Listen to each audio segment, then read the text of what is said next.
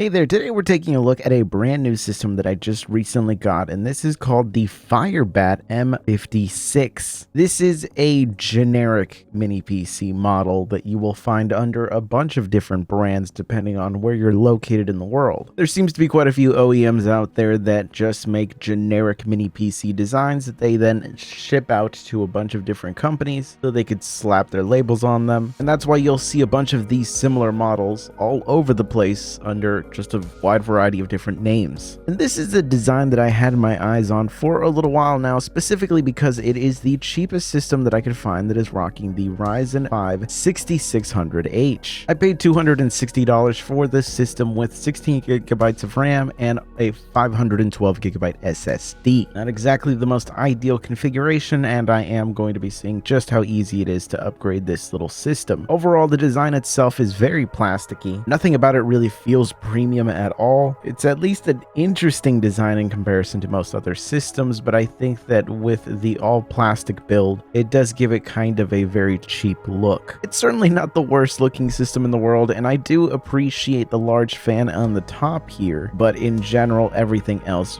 does feel very, very cheap. Front I/O is pretty standard for most mini PCs with this configuration. It's really in the bottom that we get access to things, but unfortunately, you're going to have to remove these rubber feet here. You want to actually be able to unscrew the bottom panel. That's not great to see because once you remove these for the first time, it's going to be very difficult for them to stay back on permanently. But once we do get those feet off, we are able to just start unscrewing the screws that are here. And once you have it all off, you are able to just pop off the bottom panel pretty easily. Once we're actually in here, we do get access to the SSD and the memory, which again, pre-installed is 16 gigabytes of dual channel, so two 8 gigabyte sticks in here. We're going to be replacing those with 32 gigabytes. That is an added cost onto the system, but 32 gigabytes is really necessary for these systems that are using integrated graphics if you want to be able to continue to play brand new games. Even games that aren't graphically demanding can still require quite a bit of memory, and an easy upgrade to 32 gigabytes gets you all the way there. After that memory upgrade though, let's see what this system can actually do in 2024. So we are of course going to be taking a look at a few games on here, and we're going to take a look at the CPU performance. So I started with something really easy. Here you're looking at Prince of Persia, the newest game,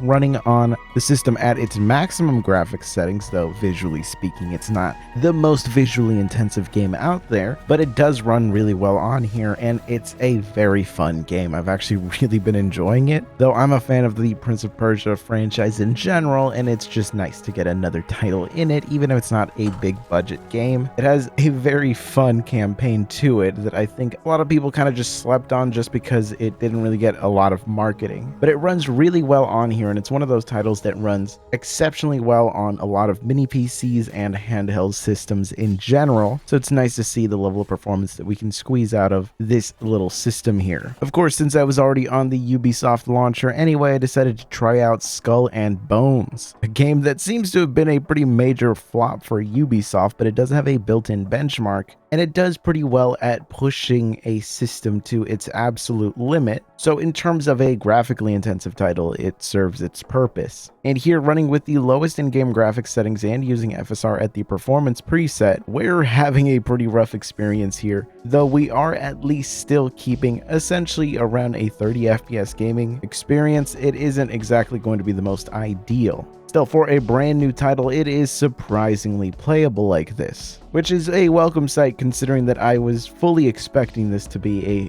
completely unplayable disaster. And you might be noticing a trend of Ubisoft games here, but I also did try out X-Defiant, since this is another title that I have been playing quite a bit recently. I'm kind of just a big fan of the Call of Duty type of gameplay, and here it was a decent enough time. You definitely get a high enough FPS while gaming, and I'm really impressed that it runs this well on low-end hardware, since you can actually get a high refresh rate gaming experience, and the limiting factor really is just my own ability in this game itself. I didn't feel like the hardware was holding me back in any capacity really. Though I would have liked to seen some higher 1% lows, it was by no means an unplayable experience, especially considering that the display I was playing this on was a 60 Hz display anyway, so the 1% lows were at an adequate level.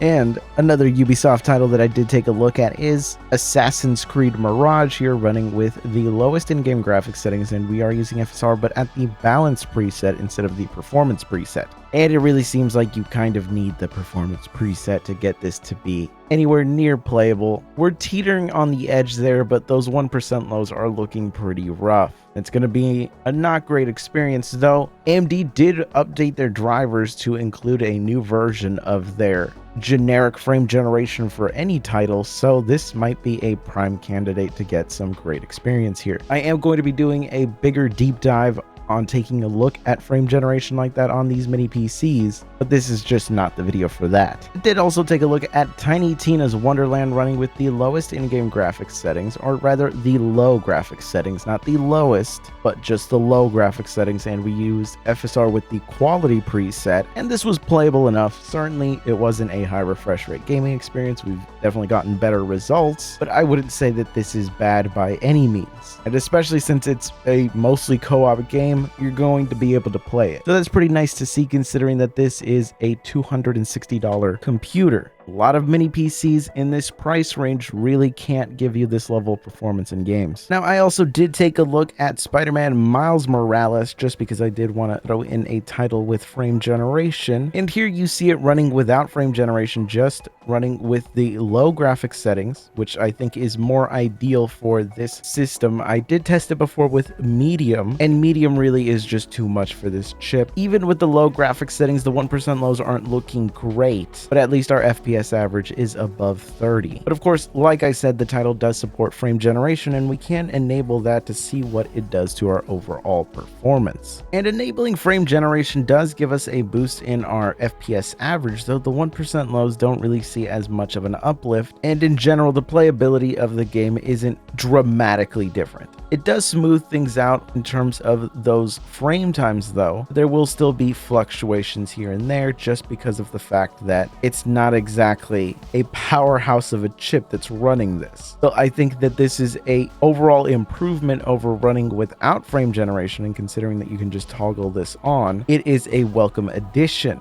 Visually speaking, I didn't really notice any kind of artifacting or anything that would be distracting enough to make the uplift not worth it, but it isn't really that big of a game changer at all. It did also give Guardians of the Galaxy a go with the lowest graphics settings, and we are using FSR, but it is FSR at the ultra quality preset, and we're looking at about a 30 FPS gaming experience here. If you want to squeeze out more performance, you can mess with those FSR settings, but considering that this is a single player game, you might be able to get away with playing like this. If you just need that 60 or as close to 60 as possible, you can mess around with the FSR settings, but this is, graphically speaking, already the lowest settings possible, so outside of messing with FSR, there's not much more you can really do. Of course, where this chip really excels at is running esports titles, as you can see here with CS2 running with the lowest in-game graphics settings, though there was an adjustment done to the preset where I just disabled FSR. FSR is not necessary in this title at all, and you are visually hurting the game for no benefit whatsoever, really. It runs great at the lowest graphics settings without FSR, and you get the clearest image like this. This is great to see because at this price point, any mini PCs that you get that are running Vega graphics are going to be disastrous on this specific title. Comparatively speaking, RDNA2 really just shows a major difference between it and Vega in this specific title. And the next game that I took a look at after that is Far Cry 6. Here running with the lowest graphics settings, and we are using FSR at the quality preset. Though I do also have the Fidelity FX variable rate shading enabled as well. And in general, this does give us a great level of performance, though visually speaking the game doesn't look incredible. The Far Cry games in general do respond very well to lower graphics settings, though because this is FSR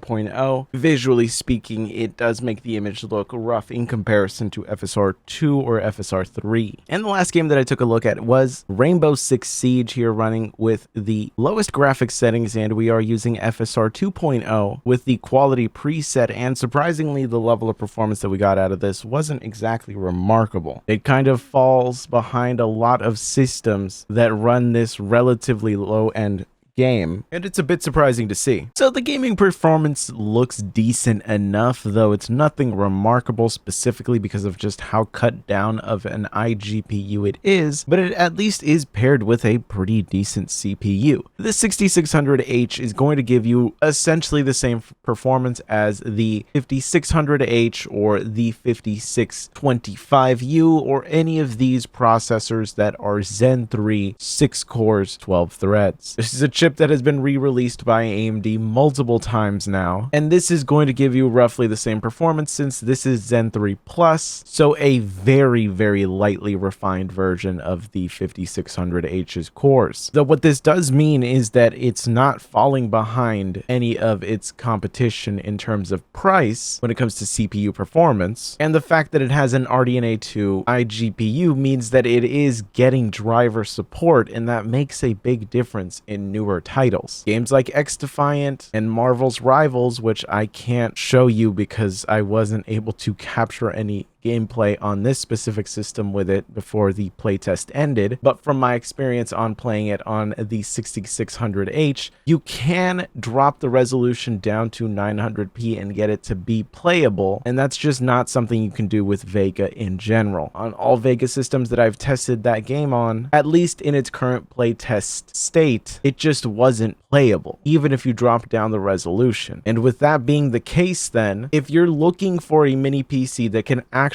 play games and is going to have a little bit more longevity, this is pretty much the best that you can get in the $260 to $300 price range. Sub $250, you can find some pretty great deals on mini PCs that have Vega graphics if the graphics component of your computer doesn't really matter all that much to you. But I would say that if you can splurge a little bit more money, it might be worth getting the 6600H over any Ryzen 5000 series mini PC, simply because you are going to continue to get driver updates that come with meaningful performance uplifts instead of just bug fixes and security updates. So I hope you found this video interesting. If you did, be sure to subscribe. We are going to be seeing this system again in another video, going to be a comparison video, and then the last time we look at it is probably going to be for a big compilation list of a bunch of different titles running on this system, but I am trying to do those kinds of videos for a few other systems before it. So stay tuned. There's going to be a lot more content being made this month. I'm really